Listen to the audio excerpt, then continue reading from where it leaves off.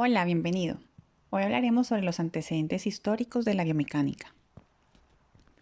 La historia de la biomecánica, como área del conocimiento que se encarga de dar respuesta a la pregunta de cómo nos movemos, inicia en el último siglo y medio, dando aportes concretos y específicos a una de las ramas de mayor importancia de la biomecánica, que es la rama biomecánica deportiva, el cual ha tenido una progresión en las últimas 3 décadas. Gran parte de lo que ha sido el desarrollo y la evolución de este término ha estado encadenado al desarrollo y la evolución científica de las áreas del conocimiento que le dan soporte. Las etapas del desarrollo histórico de la biomecánica serán divididas de forma arbitraria por periodos, en los cuales se ha denotado grandes cambios y evoluciones de la misma. Los periodos son: en la antigüedad, entre 600 y 250 a.C., Edad Media, 200 y 1450, Renacimiento, 1450 a 1600, Revolución Científica, 1600 a 1730, la Ilustración, 1730 y 1800, Siglo de la Mancha, 1800 a 1900 y siglo XX, a partir de 1900. Sin embargo, se presenta una relación entre la rama de la biomecánica deportiva con el deportista, su medio ambiente y los materiales usados para la realización del gesto deportivo. Hablemos de cada una de ellas. En relación con el deportista, describir las técnicas deportivas, ofrecer nuevos aparatos de medida y registro, identificar defectos en el desarrollo de las técnicas y ayudar a corregirlos, evitar las lesiones aconsejando en cómo ejecutar las mismas en forma segura y proponer desarrollo e implementación de técnicas más eficaces y eficientes. Ahora, en relación con el medio, minimizar las fuerzas externas que ofrecen resistencia al desarrollo de la praxia deportiva. Optimizar la ayuda ofrecida por los dispositivos externos que el deportista use en el desarrollo del gesto deportivo. Estudiar todas las fuerzas que están en el medio ambiente que pueden influir positiva o negativamente en el desarrollo del gesto deportivo. Definir la eficacia del gesto deportivo realizado por el deportista en función de las fuerzas que están actuando sobre el medio ambiente, sobre el cuerpo del deportista.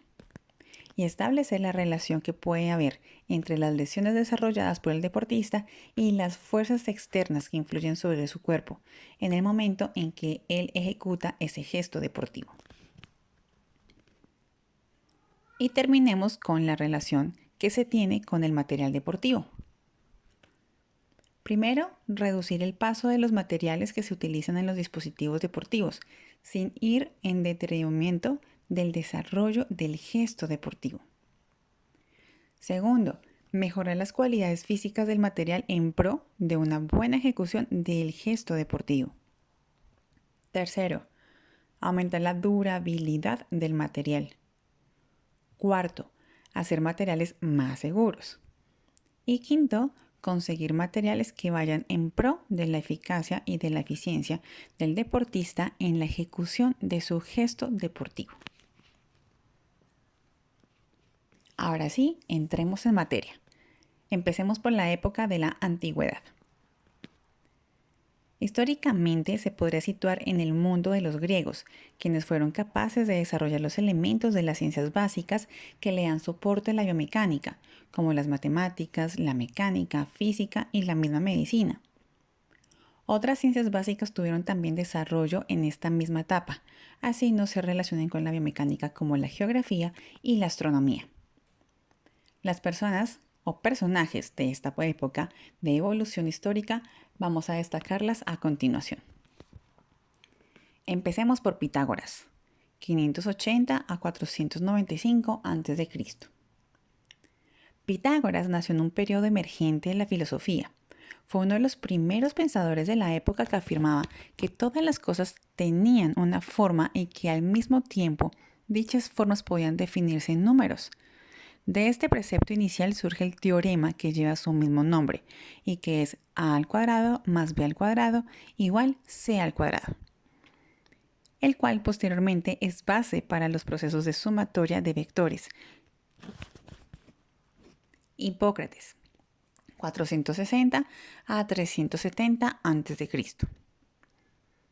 Hipócrates basó sus observaciones en percepciones sensoriales. Estableció el principio de causalidad, que decía que el azar no existe, que cada cosa que ocurre es por una razón concreta, razones que podían ser objeto de estudio en ciencias como la filosofía o la misma física. Platón, 427 a 347 a.C. Él creía que el mundo de los sentidos era una sombra ilusoria de la realidad. Decía que las ideas son la única realidad y el conocimiento de la verdad no puede conocerse sino a través del estudio de la naturaleza de las cosas. La búsqueda de la verdad requiere contemplación y no acción. Es importante destacar que este autor enfatiza en una de las herramientas que hoy por hoy tenemos bastante útiles en la realización de los análisis del movimiento, tal como son la observación y la contemplación de los fenómenos del movimiento relacionados con la ejecución de las praxias deportivas. Aristóteles, 384 a 322 a.C. Aristóteles estudió en Atenas y pasó varios años en la academia como discípulo de Platón. Su curiosidad intelectual lo llevó a cuestionarse al respecto de la filosofía platónica. Pensaba que el propósito máximo de la ciencia era explicar la naturaleza y que las matemáticas proporcionaban un buen modelo para la ciencia y bien organizada.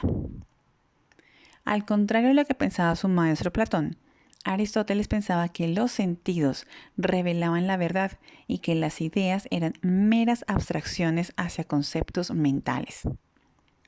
Este pensaba que la abstracción era superior a la acción mecánica y por tanto sus métodos de observación no incluían ni la experimentación ni la observación. Para él, los movimientos naturales como la caída libre eran en una sola dimensión y se representaban a través de una línea recta. Él pensaba que todo lo que se movía bajo el influjo de las leyes físicas en la superficie terrestre tenían un componente, es decir, todo lo que se movía era a su vez movido por otra cosa. El motor responsable de dicho movimiento se debía encontrar dentro del móvil o estar en contacto con él. La acción a distancia para Aristóteles era inconcebible. Para este mismo, el centro de la inteligencia era el corazón y el movimiento generado por la acción muscular se debía a que la respiración pasaba por todo el cuerpo para recibir la fuerza impulsadora del corazón, quien luego impulsaba la acción muscular. Su tratado acerca del movimiento de los animales, basado en la observación y contemplación de dicho fenómeno, describía el movimiento corporal y la locomoción. Este pensamiento proporcionaba el primer análisis científico realizado sobre la marcha, así como el primer análisis geométrico sobre la acción muscular. Comparaciones mecánicas mostraban un profundo conocimiento acerca de la acción de los huesos y músculos durante la ejecución de la marcha y explicaba en este tratado a las fuerzas de reacción de la siguiente forma. Justo cuando el impulsador empuja, el empujador es impulsado. Herófilo, 335 a 280 a.C. Herófilo dio bases a lo que hoy en día se conoce como la anatomía moderna. Fue la persona que dio el primer paso hacia las técnicas de disección, identificando de esta forma numerosos órganos. Fue el primero en distinguir entre tendones y nervios, atribuyéndole la sensibilidad a estos últimos. También estableció las diferencias macroscópicas entre arterias y venas, estableciendo que las arterias son 6 veces más gruesas que las venas. Igualmente descubrió a partir de sus disecciones de estos vasos sanguíneos que contenían sangre y no aire como se pensaba antes por parte de Aristóteles. No obstante, rechazó la teoría que afirmaba que la inteligencia residía en el corazón, atribuyéndosela al cerebro. Finalmente desarrolló varios trabajos que dieron origen a la teoría hoy confirmada del músculo como tejido contráctil. Arquímedes, 287 a 212 a.C. Su fama se debió a sus inventos, que incluían armas mecánicas como las catapultas, ingeniosos ganchos y espejos cóncavos para saltar y quemar a los merodeadores, barcos romanos. Estos usaban también sus palancas y poleas compuestas. Llegó a afirmar que sería capaz de mover el peso del mundo si se le daba un punto de apoyo.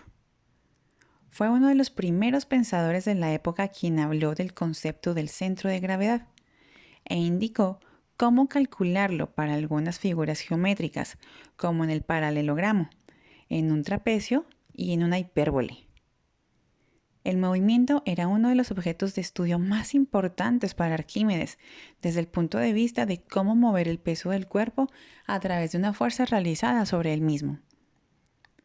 Arquímedes es considerado como uno de los padres de la mecánica porque estableció principios básicos de la hidrodinámica y de la hidrostática que prevalecieron hasta que Galileo Galilei los retomó.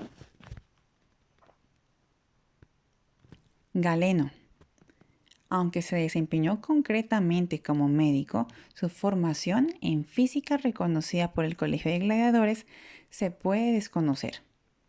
Llegó a ser el primer físico deportivo y médico de equipo de la historia. Durante 4 años de su práctica como médico realizó acciones tendientes a la medicina deportiva y la nutrición deportiva, de los cuales obtuvo sustanciales conocimientos del cuerpo humano y de su movimiento. Pensaba que la naturaleza colocaba cada cosa de acuerdo con una función única y distinta para cada órgano, pero con el alma dominando al cuerpo. Su manuscrito, De Usa Partium, llegó a constituirse como el único texto incontestable durante 1300 años.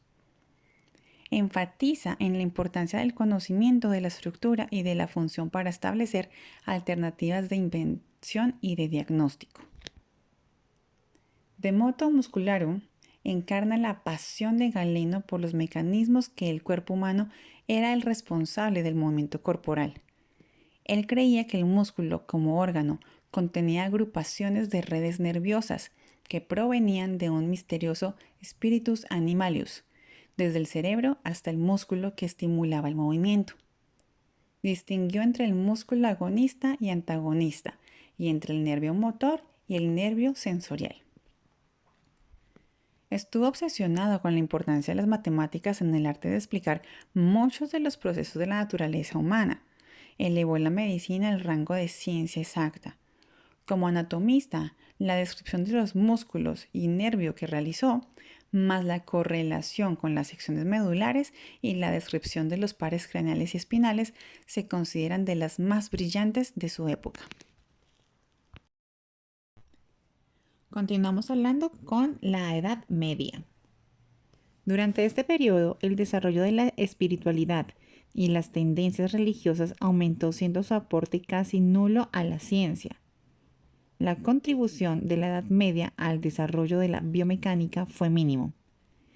En general, el desarrollo científico fue rechazado en este periodo y consecuentemente el interés creado previamente en áreas concretas de conocimiento como la física, la fisiología, anatomía y biomecánica estuvieron en pausa por más de 1200 años.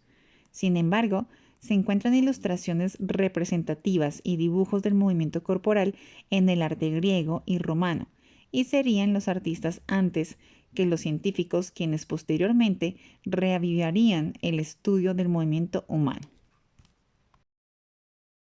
El Renacimiento. Este periodo, que avanzó rápidamente desde el año 1450 hasta el saqueo de Roma en 1527, se caracterizó por la libertad del pensamiento que posibilitó el resurgimiento de la filosofía antigua griega, así como el arte y la literatura. Se establece en esta etapa al hombre como el centro y la medida estándar de todas las cosas. En esta época también surgieron personajes muy importantes con aportes igualmente muy valiosos a las ciencias, como Leonardo da Vinci, Miguel Ángel y Maquiavelo. Leonardo da Vinci, 1452 a 1519. Se le conoció como artista, pese a que tenía formación como ingeniero civil y militar. Entre algunas de sus creaciones se cuentan acueductos, fortificaciones, aparatos de destilación, esquíes acuáticos, un helicóptero, un tanque, un paracaídas, un cañón de vapor y una ala delta. Da Vinci contribuyó sustancialmente a la mecánica en este entonces. Entre sus mayores avances se registran descripción del paralelogramo de fuerzas, componiendo y descomponiendo las fuerzas, un estudio de la fuerza de fricción o de rozamiento y cuestionó la relación que Aristóteles había establecido entre fuerza y peso, velocidad en la caída libre. Dio inicios de la tercera ley de Newton, al explicar el concepto de la misma en su análisis del vuelo de los pájaros, afirmando que un objeto ejerce tanta resistencia al aire como el aire lo realiza sobre el objeto. Sin embargo, la mecánica de Da Vinci no obedece a conceptos físicos modernos como el de la inercia, aceleración o masa en comparación con el peso. También fue capaz de realizar representaciones de cada uno de los músculos por aparte, representándolos como hilos y determinando el origen y la inserción de los mismos, más la función en cuanto a movimientos ejecutados por cada uno de estos. También esquematizó la acción mecánica y la representó en sus dibujos con fuerzas actuando a lo largo de los filamentos musculares. Basalio, 1514 a 1564. En su obra De Humani Corporis Fabrica, revolucionó la anatomía humana. Este físico había declarado con descaro que la anatomía humana podría aprenderse únicamente a partir de la disección y observación del cuerpo humano, cambiando así la filosofía galena que influyó durante 1300 años. Demostró que el músculo se acortaba y se hacía más grueso durante la contracción. Atribuyó la contracción a propiedades del músculo, ya que éste se contrae cuando es cortado en los extremos. Pensaba igualmente que el músculo estaba compuesto por sustancias similares o iguales a las que componen los tendones y los ligamentos, y a su vez está compuesto por bastantes fibras de un material carnoso, que recibe extensiones de arterias, venas y nervios. Fue el fundador de la anatomía moderna, y a pesar de su crítica hacia la filosofía galénica, adoptó el spiritus animalis como causa única que explica el proceso de la contracción muscular y aportador de la función del cerebro espinal del sistema nervioso central. Revolución científica. El ambiente en el cual se desarrolló la revolución científica fue muy similar al que se llevó a cabo en el Renacimiento. Hombres de ciencia eran apoyados por instituciones privadas y públicas como reyes, nobles, familias acomodadas, universidades y hasta el Vaticano en Roma. La libertad intelectual fue altamente respetada y el interés por las nuevas ideas y los nuevos descubrimientos fue sustancial. Además, las sociedades intelectuales comenzaron a emerger estimulando el cambio de ideas. En efecto, tuvo lugar un intenso contacto de diferentes científicos de todos los países europeos. En esta etapa del desarrollo histórico y científico se encuentran importantes nombres que generaron valiosos aportes a la ciencia que fundamentan la biomecánica. Algunos de estos son: primero, Galileo Galilei, 1564-1642. Fue uno de los principales interesados en la doctrina aristotélica. Estudió desde estos preceptos el fenómeno de la caída libre de los cuerpos. Alrededor de 1591 había descubierto la imposibilidad de mantener que la velocidad de la caída está en función del peso del objeto, como así lo creía Aristóteles. Un año más tarde, Galileo fue nombrado profesor de matemáticas de la Universidad de Padua. Galileo fue más allá del estudio de la materia inorgánica y propuso publicar un tratado sobre el análisis mecánico del movimiento animal denominado De Animalium Motivus, que en su traducción es más estricta significa el movimiento de los animales. Los temas de Galileo en este tratado fueron la biomecánica del salto humano, el análisis de la marcha de los caballos y de los insectos y una determinación de las condiciones que le permitía al cuerpo humano ser móvil e inmóvil al flotar. Analizó igualmente la resistencia de algunos materiales como vigas o sólidos ante la fractura y la causa de su cohesión, que tuvieron una implicación en la dinámica de la estructura del hueso. También comparó los efectos del cambio de estructuras de biomateriales. Demostró el incremento de un fémur normal para adaptarse a soportar un peso 3 veces superior, y de esta experiencia afirmó que no se puede someter a una estructura biológica a soportar indefinidamente un peso muy superior a su punto límite, tanto en forma artificial como en forma natural. Estos estudios reconocen a Galileo Galilei como el padre de la biomecánica. Estructuró el camino de la ciencia para años venideros. Así sus teorías sobre el movimiento rectilíneo uniforme, movimiento en proyectil o semiparabólico y en plano inclinado, más la definición del movimiento lineal, proporcionaron las bases para las 3 leyes de Newton. René Descartes, 1596-1650. Fue un filósofo y físico que se formó bajo la escuela de Galileo Galilei. Se reconoce por ser el creador del principal sistema de coordenadas. Además de eso, fueron cartesianas y ahora reconocido como uno de los principales sistemas de referencia bajo los cuales se estudia el movimiento corporal. También se dio cuenta de la posibilidad de representar un movimiento en dicho sistema de referencia, reuniendo muchos conceptos que provenían de la física de Galileo, pero mezclando conceptos más de índole matemático y biológico. Giovanni Borelli, 1608-1679. Este fue uno de los principales investigadores de la mecánica del movimiento humano.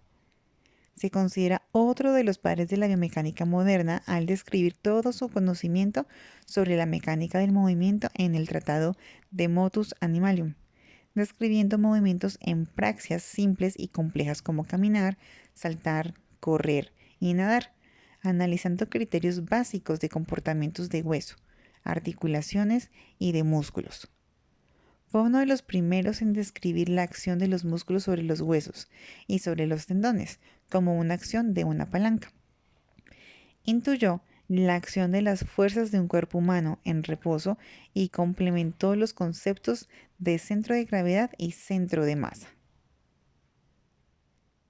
Isaac Newton, 1642-1727. Fue el principal autor y descubridor de la ley de la gravitación universal.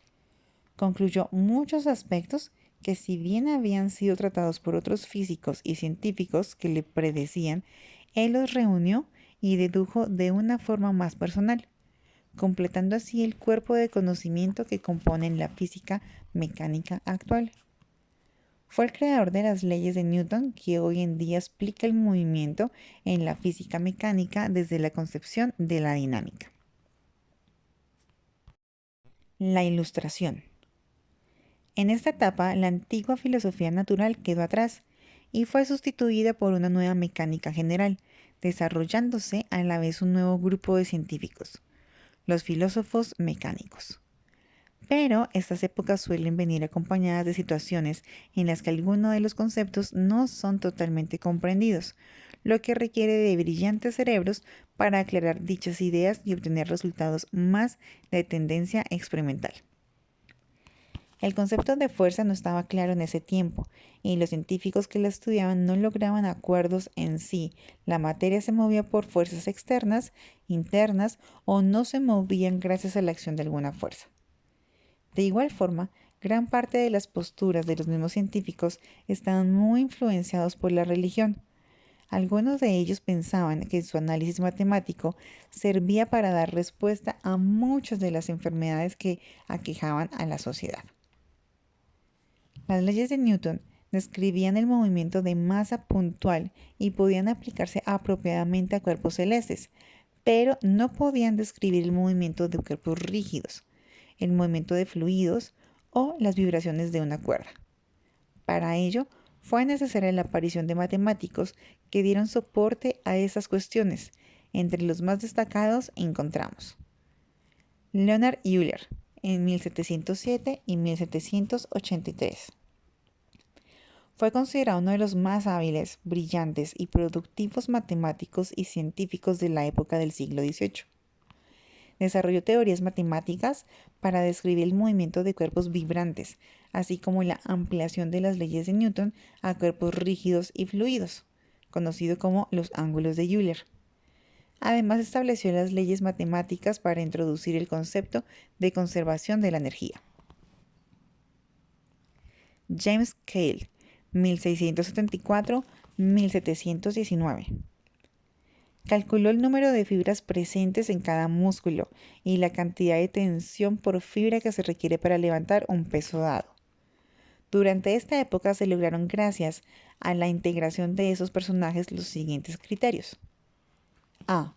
El concepto de fuerza se entendió mejor. B. Los conceptos de conservación de momento y energía empezaron a desarrollarse. C. Tuvo lugar una consolidación matemática de las diferentes leyes mecánicas. B. La contracción muscular llegó a ser un evento influenciado por fuerzas eléctricas, bioquímicas y mecánicas. E. La relación entre fuerza y movimiento fue muy importante. De aquí surgieron las leyes de la conservación de la energía y el movimiento, que formaban las bases mecánicas de la biomecánica.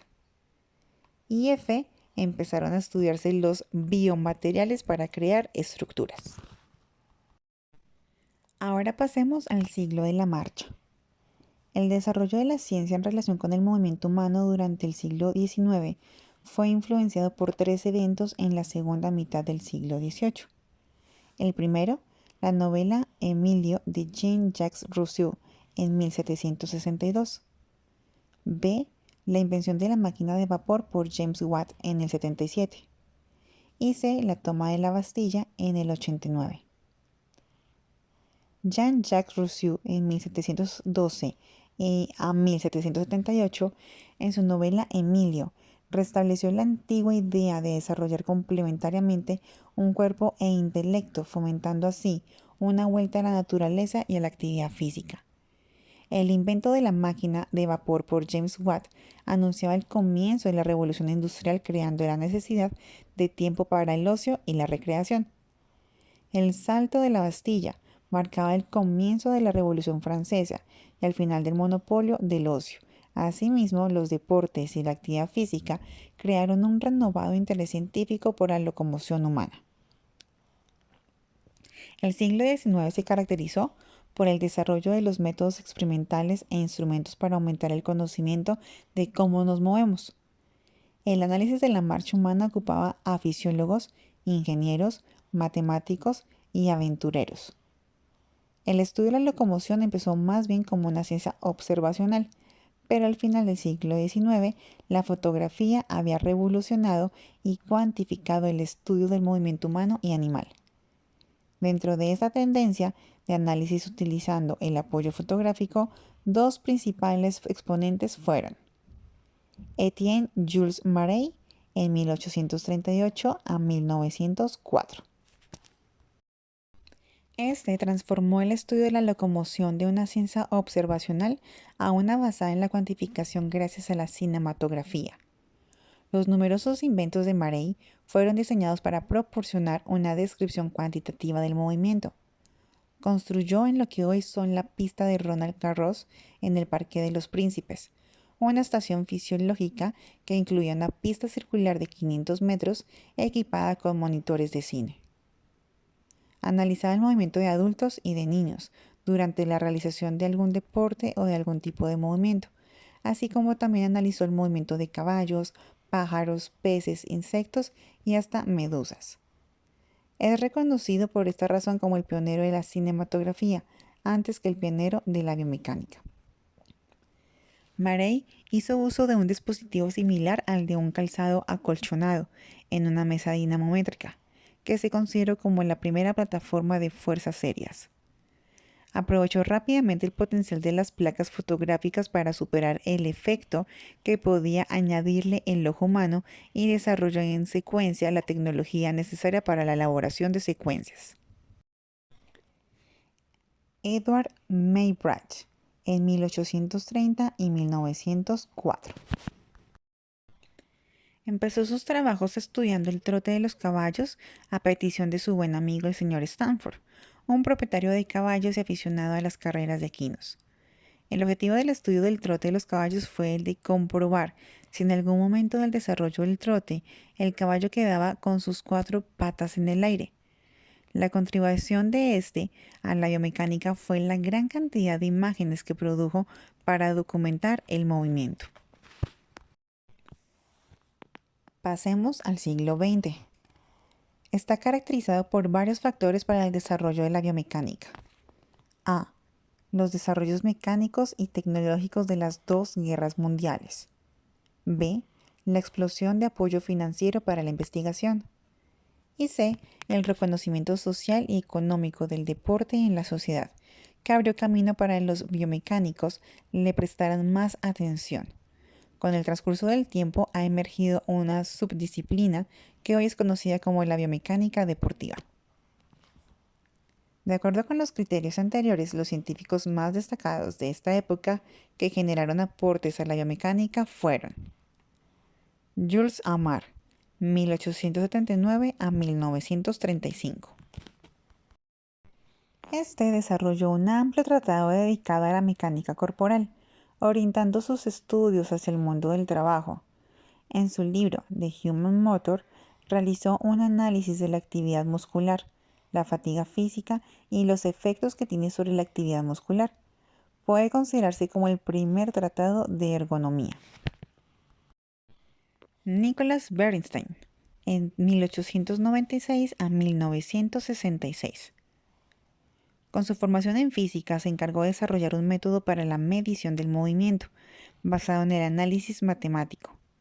La biodinámica de Bernstein incluía estudios de útiles como el martillo y la sierra, diseño de las cabinas de los tranvías en Moscú, análisis de los movimientos de la mujer trabajando y la coordinación junto con la regulación del movimiento de niños y adultos, proporcionando la base para las teorías de control motor y coordinación. Estableció que los adultos corren más económicamente que los niños, desde el punto de vista de gasto energético. Vivian Hill, 1888 a 1977. Empezó su carrera como matemático, pero también hizo muy importantes aportes a la fisiología. En 1923 recibe el Premio Nobel de Fisiología y Medicina. Su principal contribución fue explicar la función mecánica y estructural de la función muscular, la cual sigue vigente hasta nuestros días. También él estudió la locomoción humana, la cual contribuyó especialmente en la eficiencia de la carrera como una de las principales praxias complejas del movimiento. Y otra, en la década de los 30 tuvieron gran auge las técnicas de registro de la actividad eléctrica de los músculos esqueléticos. Y terminamos con Charles Scott, de 1852 a 1952. Este estudió fisiología desde sus inicios y su mayor interés fue el de la neurofisiología, con especial atención en la parte de la actividad refleja y la parte de la inervación de las motoneuronas a los músculos esqueléticos. Su principal obra fue The Integrative Action of the Nervous System, el cual fue Premio Nobel de Medicina y Fisiología en el año de 1932.